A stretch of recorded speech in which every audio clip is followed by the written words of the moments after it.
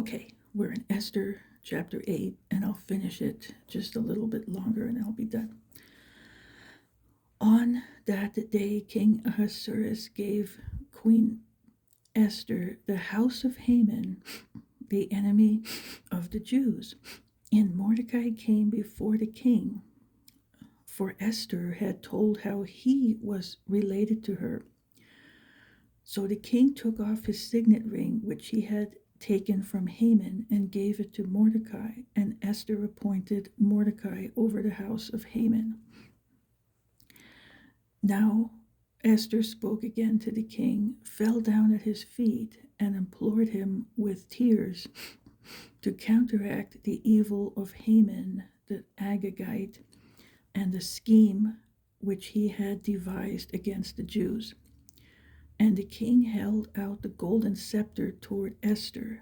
So Esther arose and stood before the king and said, "If it pleases the king, and if I have found favor in his sight, and the thing seems right to the king, and I am pleasing in his eyes, let it be written to revoke the letters devised by Haman, the son of Hammedatha the Agagite, which he wrote to annihilate the Jews who are in all the king's provinces. For how can I endure to see the evil that will come to my people? Or how can I endure to see the destruction of my countrymen?" Then King Ahasuerus said to Queen Esther and Mordecai the Jew, "Indeed, I have given Esther the house of Haman, and they have hanged him on the gallows because he tried to lay his hand on the Jews. You yourselves write a decree concerning the Jews, as you please, in the king's name, and seal it with the king's signet ring, for whatever is written in the king's name and sealed with the king's signet ring, no one can revoke." So now it's going to go the other way. So the king's scribes were called at that time in the 3rd month, which is the month of Sivan, on the 23rd day, and it was written according to all that Mordecai commanded to the Jews, the satraps, the governors, and the princes of the provinces from India to Ethiopia, 127 provinces in all, to every province in its own script, to every people in their own language, and to the Jews in their own script and language. And he wrote in the name of King Ahasuerus, sealed it with the king's signet ring, and sent letters by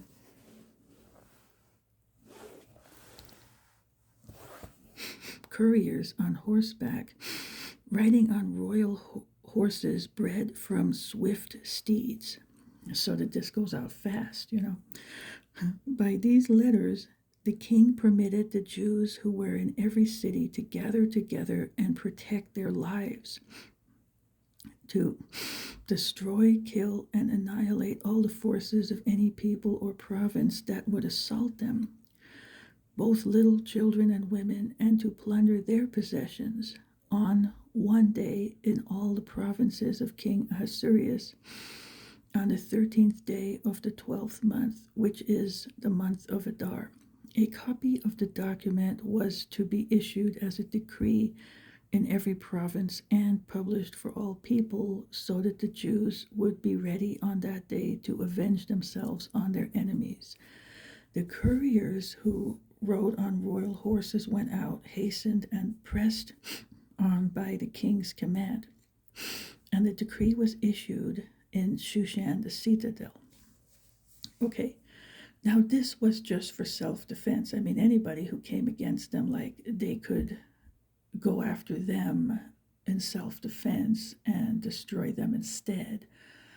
Okay, so if you didn't go after them, nobody came after you either. So this was just self-defense, which was fair,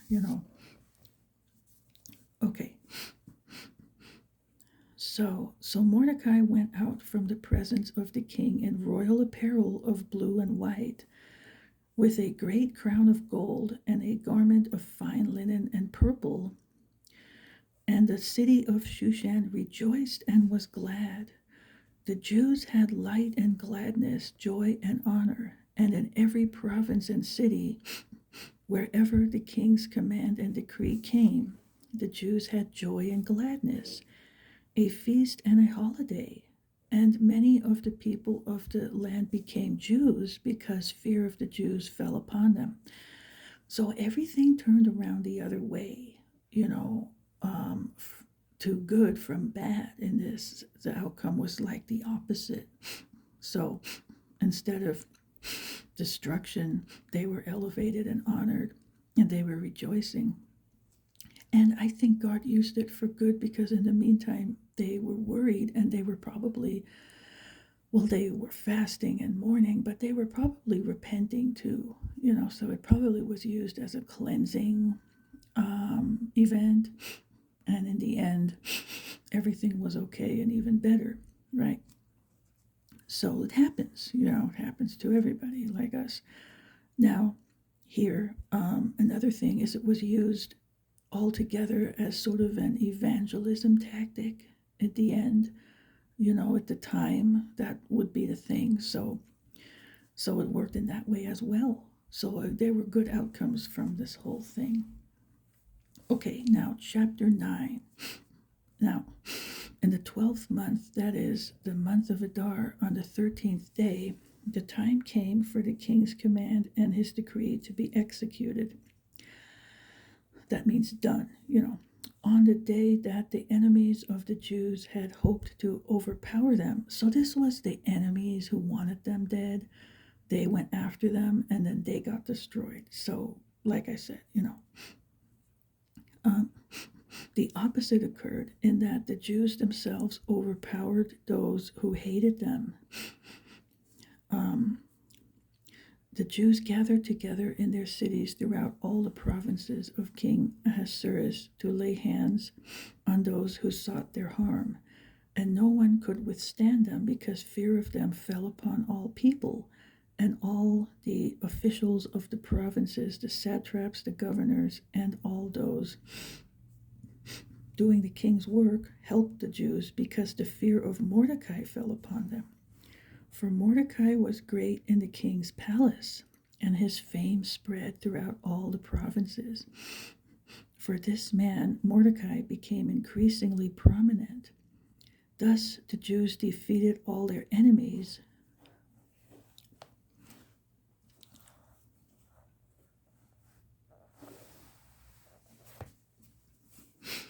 With the stroke of the sword, with slaughter and destruction, and did what they pleased with those who hated them. And in Shushan the citadel, the Jews killed and destroyed 500 men. Also, Parshandatha, Dalphon, Aspatha, Poratha, Adalia, Aridatha, Parmashta,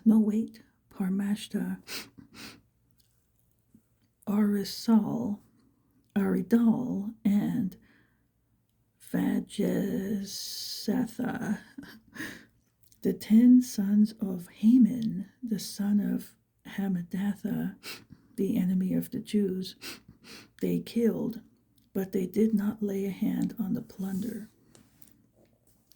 On that day, the number of those who were killed in Shushan the citadel was brought to the king. And the king said to Queen Esther, the Jews have killed and destroyed 500 men in Shushan the citadel, and the 10 sons of Haman. What have they done in the rest of the king's provinces? Now what is your petition? It shall be granted to you. Or what is your further request? It shall be done. Then Esther said, if it pleases the king, let it be granted to the Jews who are in Shushan to do again tomorrow according to today's decree, and let Haman's 10 sons be hanged on the gallows. So maybe either she didn't know they were dead, or this was a way to dishonor them, like they were already dead, but they would hang them. So, just as an example or something, I guess. So, okay. So the king commanded this to be done. the decree was issued in Shushan, and they hanged Haman's 10 sons. And the Jews who were in Shushan gathered together again on the 14th day of the month of Adar and killed 300 men at Shushan, but they did not lay a hand on the plunder. The remainder of the Jews in the king's provinces gathered together and protected their lives, had rest from their enemies, and killed 75,000 of their enemies, but they did not lay a hand on the plunder. This was on the 13th day of the month of Adar, and on the 14th of the month, they rested and made it a day of feasting and gladness. Okay, now we get this. But the Jews who were at Shushan assembled together on the 13th day, as well as on the 14th, and on the 15th of the month, they rested and made it a day of feasting and gladness. Therefore, the Jews of the villages who dwelt in the unwalled towns celebrated the 14th day of the month of Adar with gladness and feasting as a holiday and for sending presents to one another. So this was where you get this Feast of Purim. So it's basically just celebrating. They prevailed in this. Instead of them dying, they got to destroy their enemies instead. So that's what that's about. You know, sometimes you hear things and you don't know. Anyway, that's that.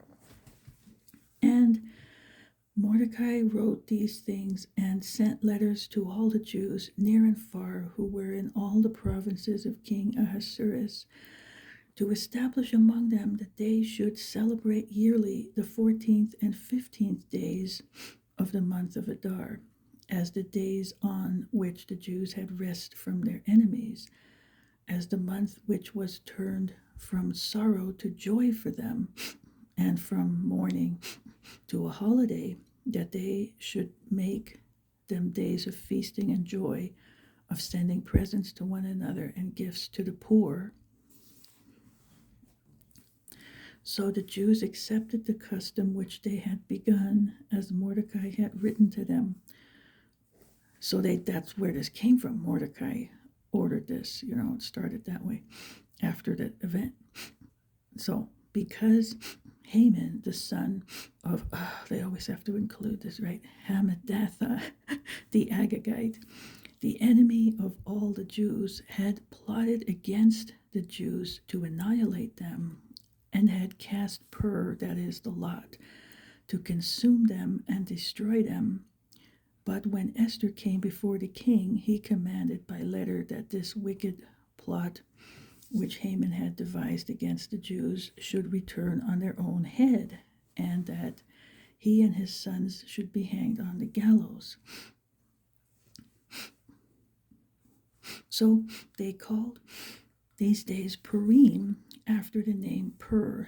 Therefore, because of all the words of this letter that they had seen concerning this matter and what had happened to them, the Jews established and imposed it upon themselves and their descendants and all who would join them, that without fail they should celebrate these 2 days every year, according to the written instructions and according to the prescribed time. That these days should be remembered and kept throughout every generation, every family, every province, and every city, that these days of Purim should not fail to be observed among the Jews, and that the memory of them should not perish among their descendants. Then Queen Esther, the daughter of Abihail, with Mordecai the Jew, wrote with full authority to confirm this second letter about Purim. And Mordecai sent letters to all the Jews, to the 127 provinces of the kingdom of Ahasuerus, with words of peace and truth, to confirm these days of Purim at their appointed time, as Mordecai the Jew and Queen Esther had prescribed for them. And as they had decreed for themselves and their descendants concerning matters